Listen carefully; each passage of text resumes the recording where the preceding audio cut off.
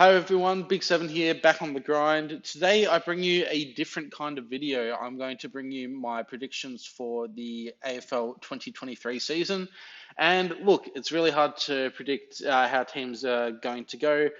We get teams that unexpectedly rise, unexpectedly fall. So I'm sure that these are going to age like milk, but still look forward to seeing how they pan out in 7 months' time. Make sure to like the video and put your comments, your predictions down in the comments section. Let's get into it. Let's try and speed through this because I could speak for 10 minutes on every side. I'll try and keep this to under 10 minutes. We'll see how that goes. Starting at the bottom, North Melbourne. And look, I know their fans don't want to hear it, but the list simply isn't good enough at the moment. They were really poor last year. I get that they've got Alistair Clarkson, who was a gun coach at Hawthorn, but it's not going to be an overnight fix. I think it's going to be a poor Roos Melbourne type of rebuild, couple years rebuilding the side, get the culture right, and then potentially have a successor after that. So North Melbourne, they're at rock bottom at the moment. I don't see them climbing out of 18th spot this year. In 17th, I've got West Coast.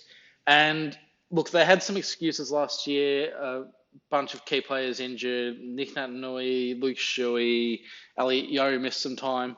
But I've got them down in 17th. Where is the young talent that's going to come through and lift this side up? I just don't see it. I get that they have home ground advantage over in WA, but I think this will be another sad season for West Coast, and I think they're in a rebuild. Another team that is definitely in a rebuild, I've got them in 16th, and that is Hawthorn. They've gone and offloaded Tom Mitchell and Jay Gomez in the off-season, so their midfield is going to be super young. I guess the reason I've got them over West Coast is that I rate some of their players a bit better.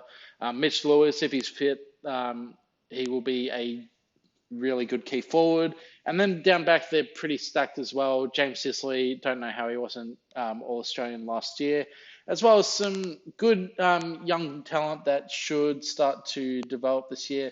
Still, Hawthorn is 16th. I think this bottom three of Hawthorn, West Coast, and North Melbourne are pretty settled of being a bottom three. In 15th, I've got Adelaide, the Crom, and look, they do have some young talent in there, but I just think their bottom 6 to 8 players that'll be playing each week, they're just not up to the grade. They've got guys like Dawson, Rory Laird, Tex, who's in his mid-30s, but still kicking along nicely. I just think some of their young players need a bit more development. I've got them down in 15th position. Team I've got in 14th, and look, could have them a bit higher. But this is GWS. Midfield is super talented, but with GWS in the past, it hasn't been a question of talent. It's been a question of game plan and putting it all together.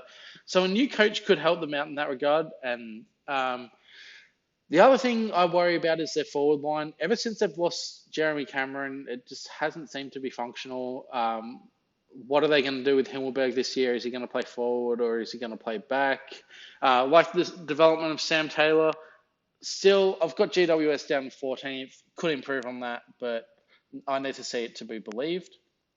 Team in 13th.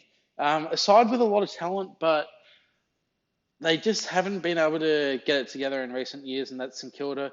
You've got guys that are good on each line. Jack Steele as a good midfielder. Callum Wilkie back in defence. Tim Membry and Max King up forward. But with St Kilda, it's just been a matter of the bottom 6 to 8 guys not performing, and also a ton of injuries as well. Is this the year that Hunter Clark finally gets a clean run at it? Can someone like Dan Butler return back to his form a few years ago where he was one of the best small forwards in the competition?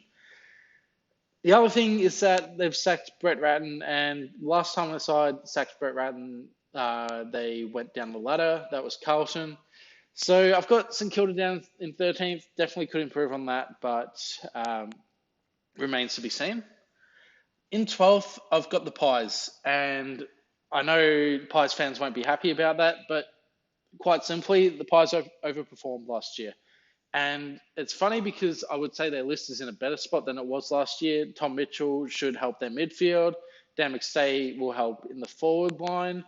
But we've seen in the past, teams that overperform tend to come back down to earth in the next season. Pies don't have a bad list at all. Their defense, in particular, underrated with Darcy Moore, Braden Maynard probably not getting the plaudits they deserve. But still, Pies in 12th for me. They'll have to defy, I guess, common opinion once again. And then in 11th, I've got Essendon. And I think they're a sneaky chance of making the 8. We've seen in the past that teams that are coached by Brad Scott have tended to outperform expectations. And there are pieces for Essendon to work with. You know, Darcy Parish, Zach Merritt, both good midfielders. Jordan Ridley back in defence, along with Mason Redman and Nick Hind. Peter Wright was great down forward last year. Can Harrison Jones find some improvement? Can some of these younger guys that they've got on the list start to go to the next level? You know, guys like Archie Perkins, Nick Cox. So I've got Essendon in 11th. I could potentially see them making finals, all things going right. Down in 10th, a bit of a hot take, but I've got Sydney. And Sydney have got a really great young list. Guys like Chad Warner, James Rowbottom, Logan McDonald, can he start to blossom?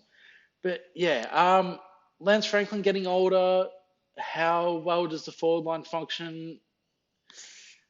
And also, I think the main concern I have about Sydney is the fallout from the grand final. Absolutely got belted by Geelong. And we've seen in the past that teams that get belted in grand finals don't tend to recover as well in future years. Thinking back to Adelaide in when they played against Richmond, GWS against Richmond, Port Adelaide back in 2007 when they got smashed by Geelong. So there is a trend of teams that get belted in grand finals, tend to do worse next year. Sydney down in 10th, they've definitely got the talent to be a top 8, even top 4 side, but I'm just predicting a down year, and, you know, sometimes it happens. And then the other team I've got missing the 8, this is definitely a hot take, and I am a supporter of this team, which means I naturally have some pessimism towards my own team's results, but that's Melbourne. And going back through the second half of last year, it was pretty underwhelming, and then out in straight sets. And I'm also not sure if the list has improved. They've lost Luke Jackson, Brody Grundy, great recruit on paper, but they've already got Max Gawn. So I think it's a bit of a square peg into a round hole. Does it really improve Melbourne? Can they fix their forward line cohesion? Is their back line going to hold up? It was susceptible last year when Stephen May didn't play. So I've got Melbourne missing the 8. Definitely a hot take, but wouldn't be surprised if it happens. So that means I've got some hot takes of teams that are going to go into the 8. And look, going off past trends, there's always a few teams that drop out of the 8 unexpectedly and a few teams that jump into it. The team I've got in 8th is actually a team that made the 8 last year, and that's Fremantle. I really like how their list is coming along. Midfield is solid, guys like Sarong, Brayshaw, Sean Darcy, good tap ruckman. And then they've gone and got Luke Jackson as well, Matt Taberner down forward, Hayden Young. I think there's a lot of really good young pieces at Fremantle. Their depth is decent as well. I've got them in 8th. Definitely could see them finishing a bit higher than that. Probably my hottest take of teams that are going to jump into the 8 this year. And I've got the Gold Coast Suns finishing in 7th position. And I think their list has been slept on for a bit. Their midfield now, whereas in the past it used to be relying on Gary Ablett having 40, 45 possessions a game, it's more of a balanced spread. Took Miller, Noah Anderson looks like going to the next level. Matt Rowell did struggle a bit coming back from his shoulder, but we saw in his first few games of his career how talented he was. Backline is solid. Got the experience in Brandon Ellis and Lockie Weller back there, as well as some underrated key defenders in Sam Collins and Charlie Ballard. But I think the real trump card this year is getting Ben King back. Super talented. I know that he's coming back from an ACL, but we've seen in years in the near past that coming back from the ACL isn't the death sentence that it was. Jared Witts had a great season last year. James Sicily had a great season last year. Charlie Curnow has had knee troubles for a number of years and then won the Coleman. So Ben King, I think, will be a great addition back into this Gold Coast side. It's just a matter of whether they can get over that mental hurdle of the club having never been to finals before. I think with the talent on this team, that Gold Coast are primed to do it. Speaking of talent, the team I've got in sixth, I could see pushing for a top four, but again, it comes down to the mental hurdles, and it's Carlton. You look at their team, and it's low-key stacked. Wiedering down back, Harry Mackay and Charlie Curnow up forward, Cripps and Walsh in the midfield. And Carlton, their list is ready to do some damage now. And really, they should have made finals quite comfortably last year before they capitulated at the back end of last year. But I think Carlton will take another step forward in the right direction. Could potentially push for a top four, just with the mental side of not making finals for so long. I've got them down in six. Could definitely finish top four, but also wouldn't be surprised if they somehow capitulate again with the list that they've got and fail to make finals. Team I've got in fifth, and that's the Western Bulldogs. And they lost Josh Dunkley over the off-season, but I actually think that's kind of a good thing for them because having to play Dunkley in a stacked midfield was stunting the growth of Bailey Smith. It meant Bontempelli had to play more forward, Jack McRae forced onto a wing. And so I think losing Dunkley actually enables the Bulldogs to play with a bit better of a team balance. Their midfield is stacked. They've also gone and got Rory Lobb to add to a good forward line. Aaron Norton, good key forward. They've also got Jamari Ugelhagen, probably sits in the back seat for another year. But their midfield and their forward line is super strong. Defense, a little bit suspect. Maybe Josh Bruce going back there shores it up a bit. I've got the Dogs in fifth, and the team I've got in fourth. This is probably my hottest take of the video. This is, I think, probably the peak of where they can finish, but I'm going to back them in to do it, and that's Port Adelaide. They've got so much young talent throughout that list. Connor Rozee looks ready to step to the next level. Zach Butters, if he gets a clear run at it, could be really good as well. Forward line, Todd Marshall, Mitch Georgiades, underrated, good young key forwards. Charlie Dixon as well. That forward line is going to be menacing for whoever plays them this year. Another team where the back line may be a little bit suspect, but I think with the amount of talent on their team, Port Adelaide could finish top four. I've got them in fourth. Wouldn't be surprised if they make the eight, though, either. And then my top three, and this is probably where the divide is. I had a pretty clear bottom three with Hawthorn, West Coast, and North Melbourne. My top three, I think these are the three teams that are genuine flag fancies. The team I've got in third is Brisbane. And look, they've been a young list with a bunch of talent, but in finals time, they have been underperforming until last year where they were kind of written off and I guess outperformed for a change. And now the addition of Josh Dunkley to that midfield, I think will be massive for them.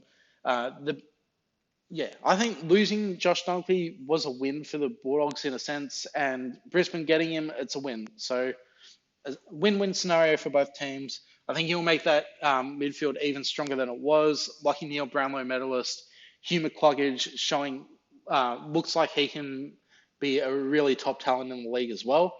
So that midfield absolutely stacked. And then you've got guys like Zach Bailey and Cam Rayner that will go through there a little bit.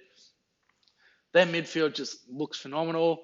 Down forward, Joe Danaher and Eric Hipwood, if they can find form, which they definitely can, then two really good quality forwards. Charlie Cameron, probably the best small forward in the league. Harris Andrews down back. Kadeem Coleman looked a revelation coming off halfback last year when he was playing. So I've got Brisbane in third. The team I've got in second, reigning premiers Geelong, there isn't really a lot to say about them. Won the flag really convincingly last year. Wouldn't expect much regression from them. They do lose Selwood, but still, Hawkins and Cameron down forward. Blitzarv's doing what Blitzarv's does. Tom Stewart down back. And just the list in general, it's super strong. No real weak points. You could say the midfield isn't as strong as other teams, but forward line and defense, absolutely outstanding. Geelong, I've got in second, could finish top of the ladder, But the team I've got top of the ladder is a team that underperformed last year, and they made finals, which is scary to say that they underperformed and they made finals. And they've also improved their list, and that's Richmond. Added Tim Taranto, who is a good midfielder, Jacob Hopper showing a bunch of talent before a knee injury, and then Tom Lynch as well down in forward line. He's a really good player. Defense is solid. Forward line's great, and they've improved on their midfield. I think this is possibly the best list that Richmond has had in the past 5 years. And they were winning flags 5 years ago. So Richmond, Damien Hardwick as coach, a really solid list. I've got them finishing on top of the ladder. In terms of flag predictions, I mean, I think it's between Geelong, Richmond, and Brisbane Lions. Can't really split them, to be honest. I'm going to say Brisbane Lions just because that's a bit more of a hotter take. Geelong and Richmond, both real quality opposition as well. North Melbourne for the Spoon. Coleman Medal, I've got Tom Lynch winning that. Richmond going to improve a little bit more this year as well. Top quality key forward. Not really too much to say. I do think Ben King is a smoky, especially with me projecting that Gold Coast will rise this year. Guess the question mark is coming back from the ACL. Can he come back with a bang? Brownlow medal, there's a few smokies that are around, but the guy I really like is Marcus Bontempelli. We'll be playing less forward time this year with Josh Dunkley no longer at the club. Still fairly young, and he is a vote magnet. So Marcus Bontempelli is my projection for the Brownlow. So those are my predictions. Learn to speak. Those are my predictions for the season. Let me know what you think about those in the comment below, and make sure to put yours down below as well. We'll see how poorly these age in 7 months. I'll see you for the next video. That'll be a AFL Supercoach video. Haven't done any of them yet. I think it's still a little bit too early to go really in depth because there's still so much to play out. So I'll see you for the next video, and enjoy your off season while it lasts.